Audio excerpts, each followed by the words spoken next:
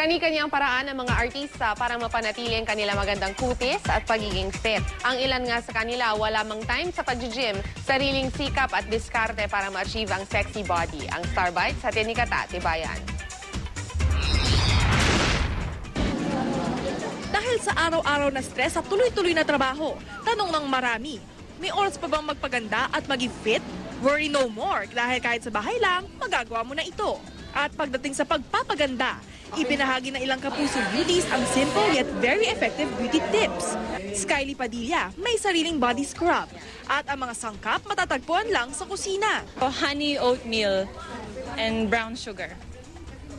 Scrub. Effective siya. Okay naman, nakaka-soft talaga ng balat. Once a day lang din kumakain ng kanin si Kylie. At after 6 p.m., hindi na raw siya kumakain. At ang isa pang sikreto niya ang Muay Thai. Si Julian San Jose naman, hindi lang daw iniinom ang gatas. Ipinaniligo rin daw niya ito for extra moisture. Tapos binababad ko yung sarili ko sa gatas. Masarap sa feeling, especially kasi kapag like kunwari na nagkukuskus ako ng gatas na katawan, binababad ko siya for like 30 minutes or 40 minutes, ganun. Tapos moisturizing kasi. Para naman kina Carla Gallian at Lovie Poe, staying beautiful means staying fit. Kaya naman importante pa rin ang makapagpapawis. Kung walang oras sa gym, strenuous workout sa bahay ang ginagawa nila.